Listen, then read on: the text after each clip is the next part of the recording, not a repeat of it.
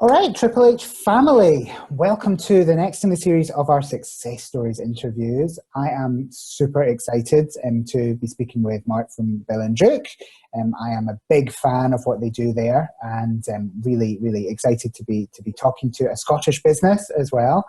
So just by way of introduction, for those of you that don't know Mark and what they do there, Mark and his friend Tony both lost dogs to cancer, and after researching potential cures online, they discovered that the processed foods that their dogs had been eating their whole lives may have actually caused or contributed to their illness. They decided something had to be done, which is fantastic, actually taking action, and they needed to do something to educate other dog owners and protect their pets before it was too late. So in true Scottish style, they rolled up their sleeves and dug into natural dog diets and started making what I believe, and I say this as a customer, is the best raw dog food available anywhere in the country. So how's that for an introduction, Mark? Welcome. Oh, thank you very much. Very wonderful. Appreciate that. Thanks for that. Well, as I say, I'm very, very pleased to have you on, and great to be speaking to a fellow Scot. No, definitely. Even though I'm a Scotsman and knee brains, but I'll take that. I've been up here long enough. So, yeah, I've given you a little introduction there, but I think what a lot of our audience are really interested about is also your personal story, sort of who you are, where you came from, and sort of what you did before Bell and Duke, and how you kind of got to the stage where you thought, yep, I've got to do this, and I've got to do this myself. Okay, yeah. So, as you know, I now run Bell and Duke, as you said in the introduction. But previous to that, I started off. I didn't like school, and when I left school, I discovered why, because I just wasn't interested. Like a lot of people who had become entrepreneurs, I had all the the washing cars, doing all that, trying to make money at school, sort of thing. And I finally, I went to college and studied hospitality management, and discovered I also didn't enjoy working lots of hours for very little pay. Who does?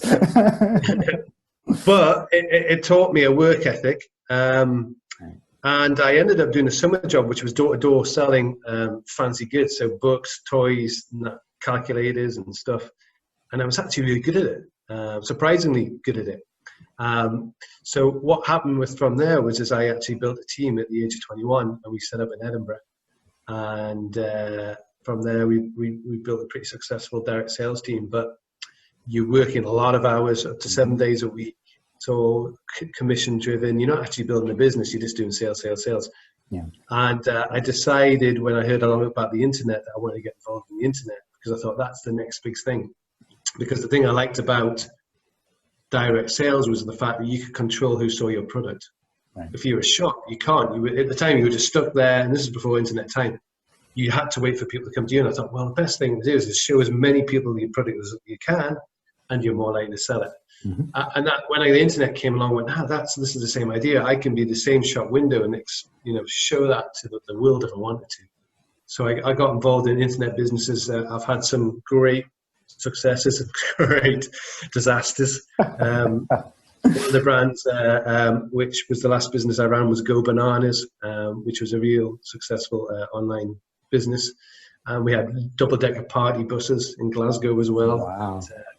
On all this kind of stuff. So we've done a lot. And I mean, literally, I've done things from medical tourism, where I was taking people from America, taking them to India to get their hip replaced. Wow. And organs and all that kind of stuff as well. So that all happened. So there's a lot happened in that period, that time to Bella and Duke. So that's what got me involved in the internet and online businesses and understanding that. It's fantastic. It's true hustle, isn't it? It's you're a true, what I would call an entrepreneur that does what they feel they can make a difference in, and goes out and does the best that they can. And having been in sales, I can definitely sympathise with the long hours and working for the commission and the hustle. To get. So it's great that you're doing what you find fun at the same time as something that's successful. Yeah. Well, it was always strange, because when I was talking to people, they would go, I can never do what you do. I'm like, control your destiny. Yeah. I was never that person who could do a 9-to-5 job.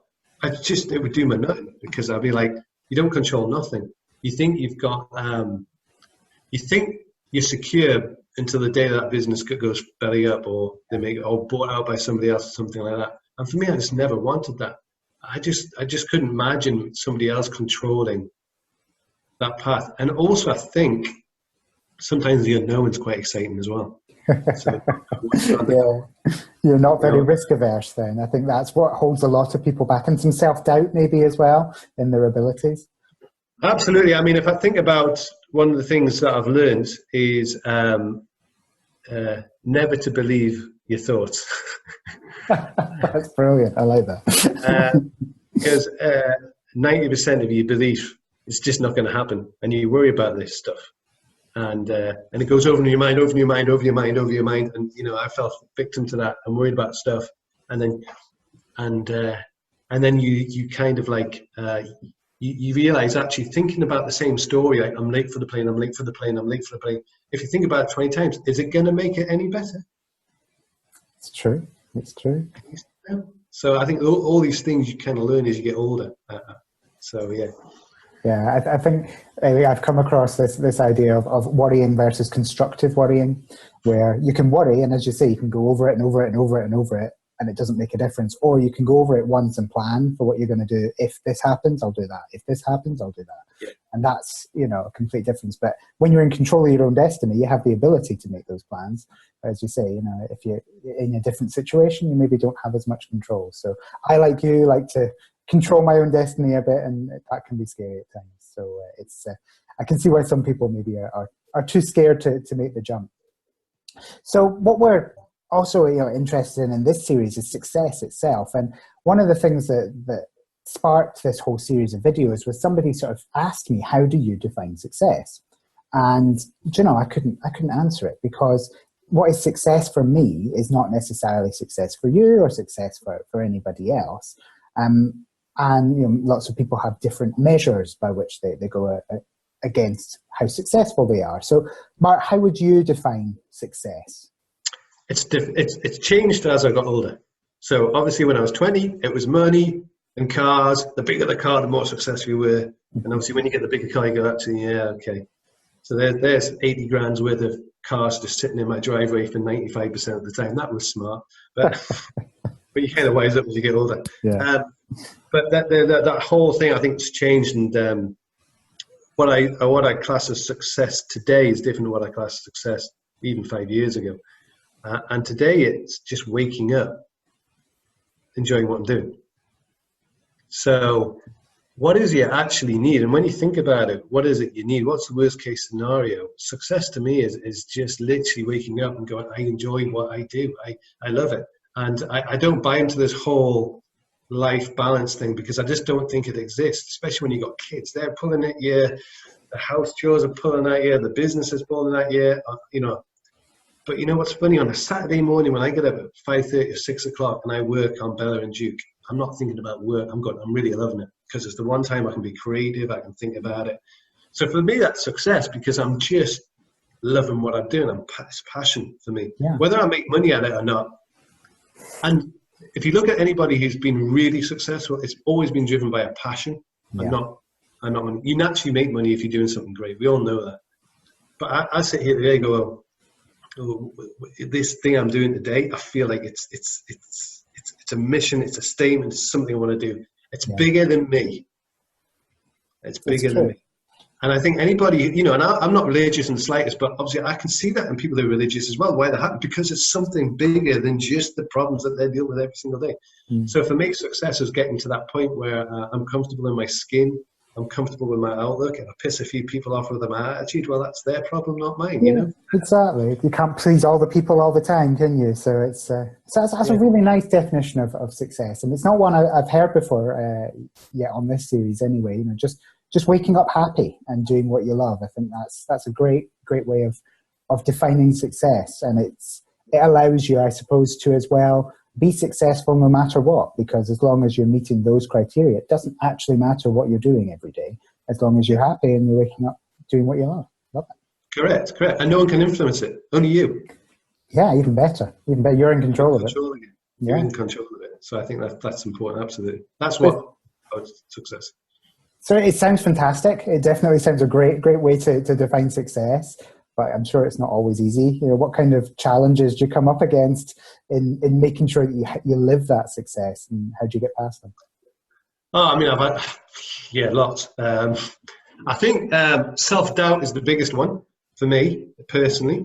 I hit a brick wall about 3 years ago. I was running 6 different businesses, and I just hit a brick wall. I was just like, I was shaking in the middle of the night. I couldn't sleep, and it was just went through and I didn't understand it. And then you realise that so this is a personal challenge rather than a business challenge, but I've got loads of businesses I can give you some.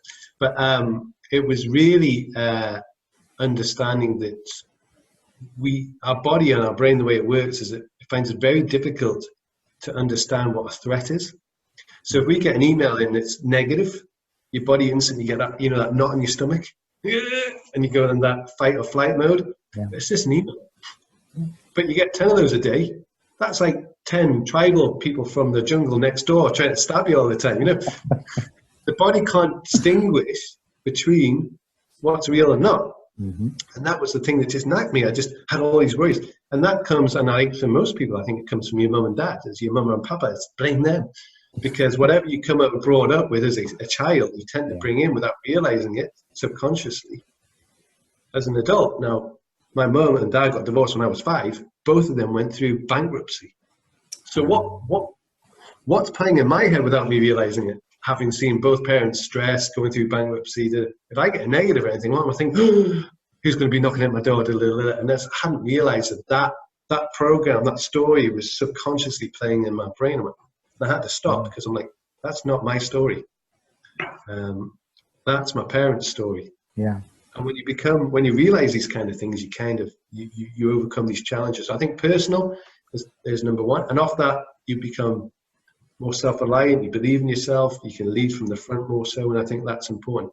And obviously you've done sales as well. Yeah. When you say to somebody, you're going to go out and make sales, and you have a bag full of stock, the thing about direct sales, you're always overcoming challenges, because the first thing you're going to get, 90% of the day, you're going to get negatives. You're going to go, no, I don't need another calculator. Why do I want a vibrating pillow? So I think, though that taught me very early on how to deal with challenges and negatives, and realize every time you get a negative, it's just a step closer to a positive. And that was trained for me from the age of 20. So I've done it. So so those kind of challenges that you'd have running a business is I never suffered from. I never suffered just picking up the phone and trying to get people on for advertising. It just doesn't bother me. That I actually love. Yeah. Which is a bit weird, Alice, but I do love it. The thing that I find a bit of a challenge was getting distracted. So here's a shiny thing. Oh, here's another shiny thing. Let's go. The magpie effect. One thing I've come back to is I'm not going to get distracted. Focus on one thing and do an unbelievable job with it. That's what we do. And you look at things like Steve Jobs. I don't like to talk about Steve Jobs too much because he's an anomaly. But I can't remember. They had like 180 different Apple products, and when they brought him back in again, he just brought it back down to 4 and said, "That's what we do. This is what we do. We get good at that." So I think getting distracted, again, not a normal thing you'd probably assume is a challenge, but that's something me personally I had to stop doing. Working hard and not rewarding myself, I'd say was that's a common one, I have to say. I think a lot of people suffer from that. You put yourself last, and so you forget to celebrate.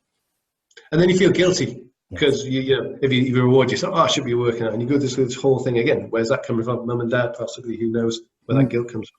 Who you're trying to prove it to? And I'd say that was the challenges. And just running businesses. The biggest lesson I learned is not getting rid of people quick enough who I should have got rid of. Yeah. From a business point of view, the toxic staff can do more damage, and some people you can turn around, and they're usually pretty quick to identify who you can turn around and change their mindset. Some people you just have to let them find their own way elsewhere. So that's a great business lesson. So much there, Mark. That's fantastic. I mean, you've got my mind racing now. I mean, talking about not getting distracted, that magpie effect, as I call it. There's a great book out there called The One Thing. which Read is that one. it's brilliant, isn't it? It's a great idea of no multitasking. We're not built to multitask. Correct. Just get on with it. Do one thing. Do it well. Absolutely brilliant. And personally, I really do align with your concept of this other people's story running in your head. It's no, I talk a lot about the fact that I have PTSD, and last year I had a lot of health issues, exactly from the kind of thing that you have had of these small emails that just build up and build up and build up, and that pressure falls down on you. There's a great book called the Chimp Paradox, which there we go. You see, we're on the same page. So it's that idea that your chimp's going crazy in your head at these threats. And they're not really threats, and I had a lot of that from past traumas that I didn't even realize I had. Like you were running your parents' traumas. I was running situations from my past that I hadn't actually realized were traumatic. So I think there's a lot there, particularly as an entrepreneur, where you're having to rely on yourself a lot to make sure you live your own story. So it's great to hear that you managed to identify that yourself and move forward, and it's not an easy thing to do, so I definitely applaud you in that. I mean, these books are great. I mean, that's definitely a big how you get over a lot of these challenges. Just realize you're not alone. You're not alone. Yeah, completely. And it's, I think when you reach out to others, and I think particularly as men, there's a lot of stigma around reaching out for help, particularly around mental health issues and or mental difficulties. You don't have to be an illness; you can just be struggling. And I think there's a lot of taboo that we need to get past on that and continue supporting. It's changing now. I think we're changing. I think things like the internet, people realize, you put a message out there, no longer you're alone anymore. So I think it's definitely improving. So that sense of community. Yeah, so absolutely. On that topic, what things do you do on a daily basis to sort of make sure that you stay healthy, you stay happy, you stay harmonious? Well, as you know, we both have dogs. Yeah. So one thing I love about a dog is you have to get out of your house. So every morning I go out and I walk through my favorite woods. I listen to the birds for about 2 minutes, and then I put my headphones on, and that's where I start listening to my podcasts, my audibles, and all I'm getting is positive stuff. I don't watch the news because I know the news is just geared towards selling things that make your brain want to watch it, which is all negative shit. Mm-hmm. I just educate myself with positive stuff. And a lot of these guys are maybe mentors without realizing it to me when I'm reading their book, Elon Musk and all these kind of guys who are just world changers. I'll listen to them. So that's one thing I do. Might not be saying surprising, I meditate. I do even 10 minutes, and I use things like Headspace and all of that kind of stuff. And I've done a lot of research into binaural drums, I think it is. The different sounds in each ear, and that's brilliant. And there's quite a few hollow syncs that are one that I listen to every morning, so you can put that on for an hour. What it does, it just breaks your brain just work differently and creates new passages, and it just helps you just calm the hell down, which is.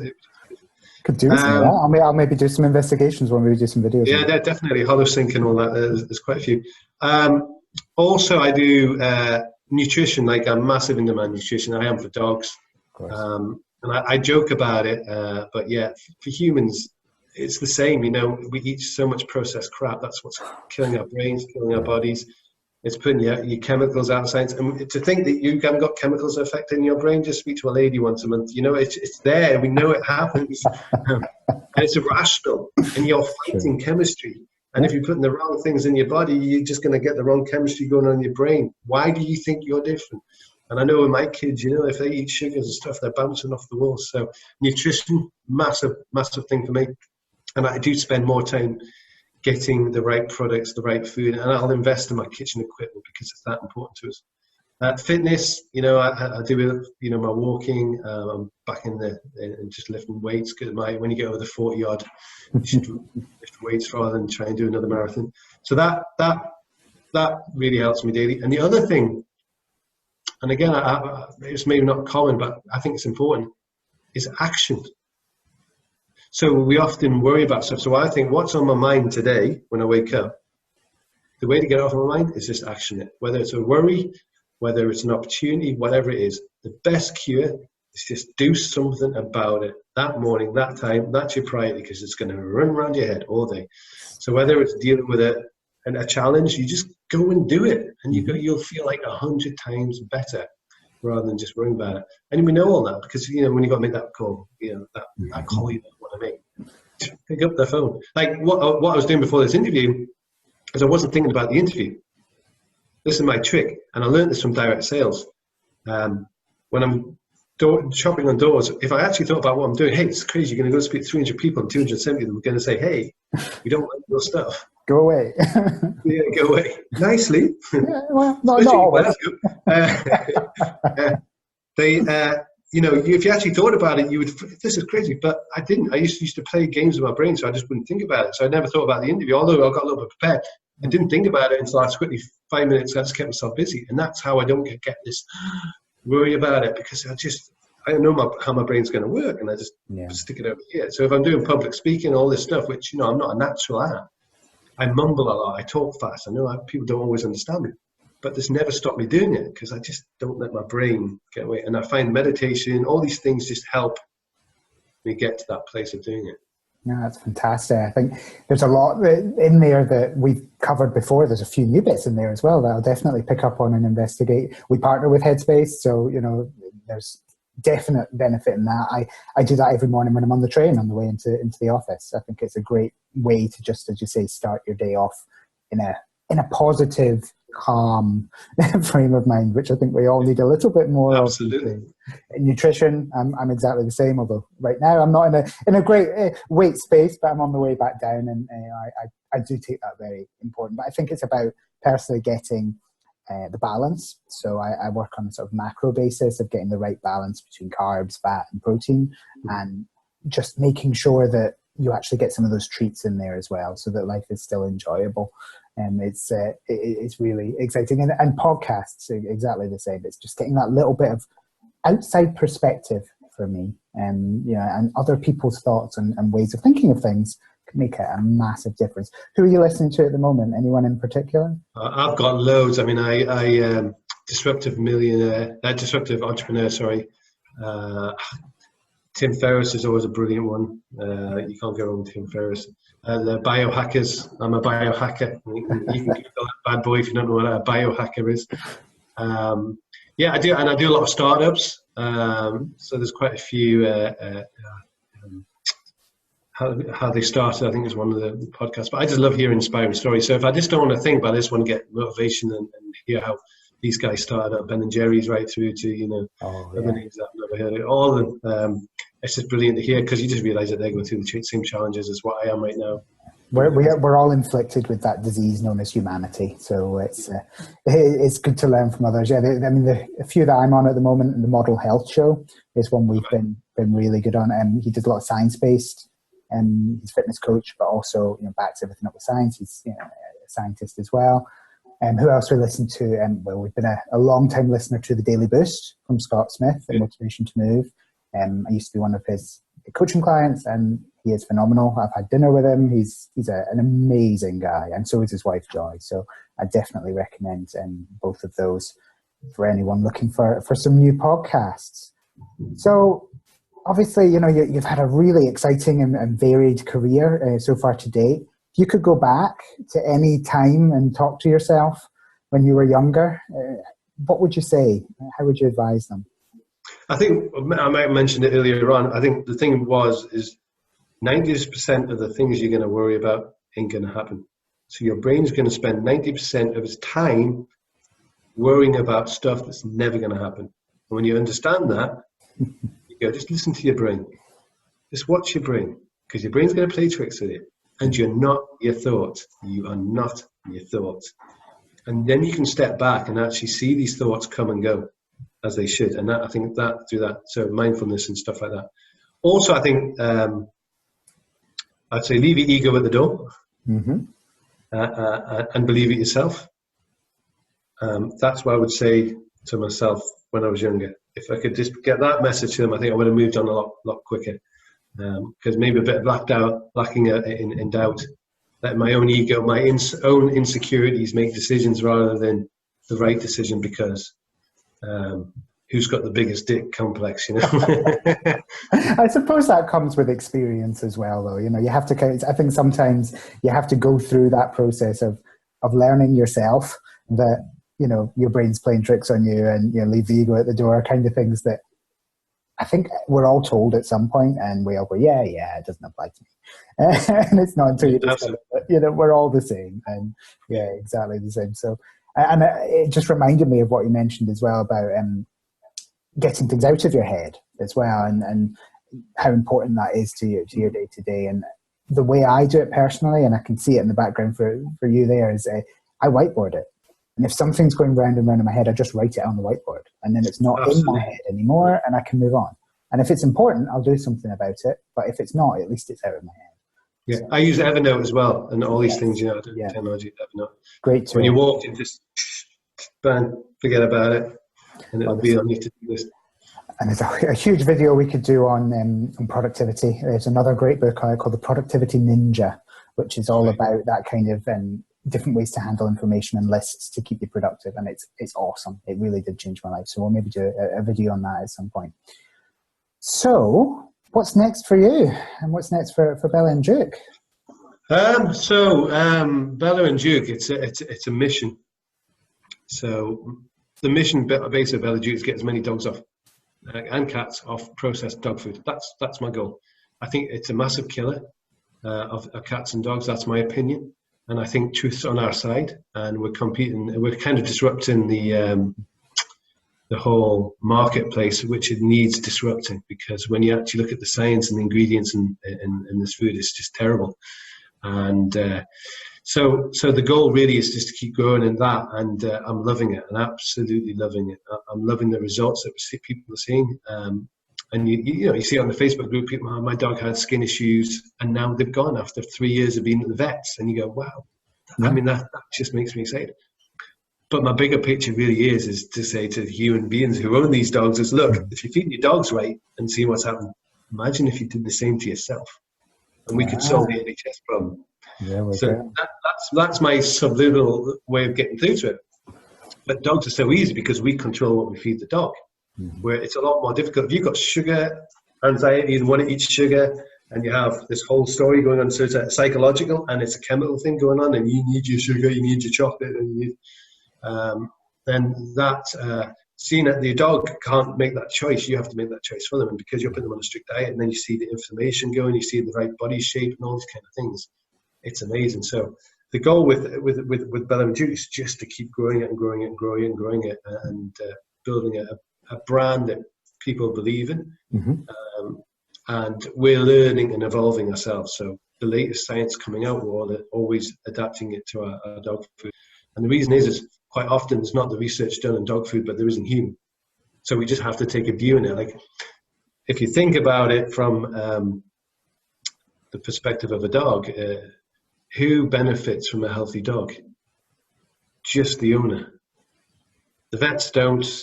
The pharmaceutical companies don't, and actually the government don't. Mm-hmm. So these three ain't bothered whether your dog's got the right nutrition or not. I mean, they are and they're not. I'm not saying they're not, but you know what I'm saying. So yeah, they have a vested interest. Yes. So because you don't make money off healthy people, and you don't make money off healthy dogs. Fact. Insurance companies have issues as well. So we are fighting against this whole marketing thing going on out there. I mean, if you think about it, even just with milk, like if I said to you, would you drink human milk? Would you? My instincts would say no, but I did it as a baby, so you know. Would you drink rat milk? It's bat milk. Goat milk. You'd have to milk a lot of rats and bats. But would you drink cow milk? And you go, oh yeah, of course I'd drink cow milk. So you drink milk that was made for a calf, 4 times your size, and we think it's all right. That's marketing. Yeah, it's true. It's very true. Very true. And that's what we're fighting against. So, we'll get there. We'll get there, because I think the truth's on our side. So that's what we're doing with Bella and Duke. It's just to keep growing it and make it a brand that people think about. Because, sorry, just to finish on this point, what was interesting is I did 20 interviews the other week for our customer service role. Every person I brought in, one of the questions was, can you name me a brand that you would recommend to your friend? Any brand. And everyone struggled. I said, so there's not one brand that you absolutely love that you would recommend.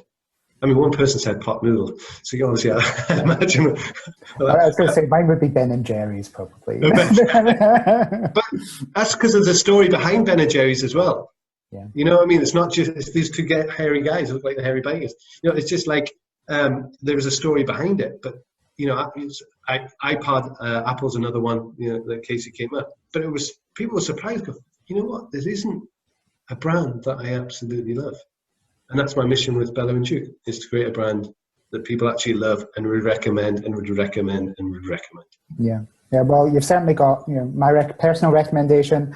Our chief executive animal here, Bear, is a big fan, and he's only a pup. He's only 9 months old now, but he has an amazingly shiny coat. Newfoundlands can be a bit tricky with digestion and things, so it's certainly been good for him. He's been on raw since he was born, effectively. As soon as he went onto solids, his food was on that. And I think the most amazing thing for me personally is his teeth. Our last dog, who was kibble fed, I won't mention any brands, actually died of cancer. Whether that's a coincidence or not, I won't comment, but his teeth were always terrible. No matter how much we gave him these dental chews, brushed his teeth, etc., always covered in calculus. And I look at Bear's teeth, and there's not a drop of calculus on them. Right. Nothing but feed him raw, and occasionally we'll give him a little bit of sort of a green tea gel, special green tea gel, to freshen his breath more than anything. But it's generally, I can say I've been really surprised, and I'd never come across raw before until the breeder said they're raw fed. I'd never even heard of it, and endorsed it. Yeah, and it's great, and I have a pretty clean diet. And guess I don't go to the dentist because I don't need to.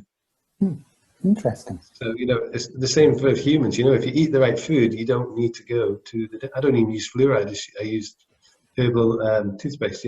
Because I don't need to. My mother-in-law works in a dentist practice, so I can't endorse not going to the dentist, but because I would be crucified. But it's great to hear that you don't have dental problems anyway. I think there's lots of people are looking for solutions. All right, so let's wrap this up, and the final question I have for you here at Triple H, our slogan is science-based coaching for people who want more. So for people who do want more out of life, what would be your advice? Drop the guilt. Understand the reasons why you're doing what you're doing. Great. Understand yourself. Invest in yourself. You'll never, ever, ever lose out. Whether it's through coaching, mentoring, reading books, podcasting, you'll never, ever learn. And the time you're miserable is when you're not learning and challenging. So if you just look at that in maybe that order, you'll have a very successful and fulfilled life. You'll have your challenges, we all do, but you'll just laugh, and let's just laugh more. Well, life would be boring without challenges, wouldn't it? If everything was easy, we'd make the easy things a challenge. So that's humanity. But that's fantastic advice. I certainly strongly agree with investing in yourself. It's the best investment. So, well, thank you very much, Mark. Do you have any special offers or anything running on Bello and Duke that you'd like to tell folks about before we close? Yeah. I mean, if they want to do the trial box, what we'll do is we'll set up a trial code. We'll put it in the notes, I guess. I'll set it for you guys up for you, so you can get 50% off your off the trial box. So if you've never done raw before and you want to test it out, it's only a 4 kilo box. Give it a shot, and we'll give you 50% off so you can try it out. We'll pay for you to have it. Oh, fantastic! That's what that 50% is off. So yeah, we just, like I say, it's chewed up core. We want to get as many dogs off dry kibble and highly processed dog food. I think that speaks to your passion for it as well, that you're willing to go to that extra length. So yeah, all the links will be in the show notes. We'll put links to the Bello and Duke webpage as well as that offer. So keep your eyes peeled for Success Sunday, and we'll speak to you again soon, Mark. Thanks very much. Thanks, Liam. Take care.